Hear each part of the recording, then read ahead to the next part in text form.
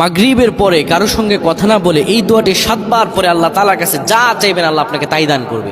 অভাবে আছেন, ঋণগ্রস্ত আছেন, মাথায় টেনশন, ঋণের বোঝা, বাড়িতে থাকতে পারতেছেন না, আল্লাহ সব আপনার পেরেশানি দূর করে দেবে ইনশাআল্লাহ, যদি আপনি আমলটি করতে পারেন।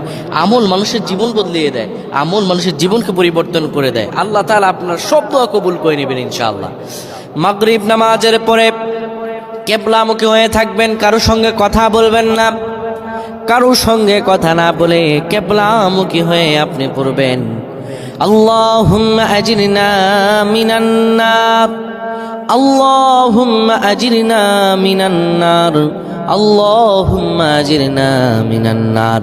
যদি এটি আপনি মাগরিব নামাজের পরে কারোর সঙ্গে কথা না বলে পড়ে 7 বার পরে দুটি হাত তুলে আল্লাহর কাছে দোয়া করেন, আল্লাহ জাহান্নামের আগুন থেকেও বাঁচাবেন এবং আল্লাহ আপনার সব দোয়াগুলো কবুল আর মঞ্জুর করে নেবেন। আল্লাহুম্মা আমিন।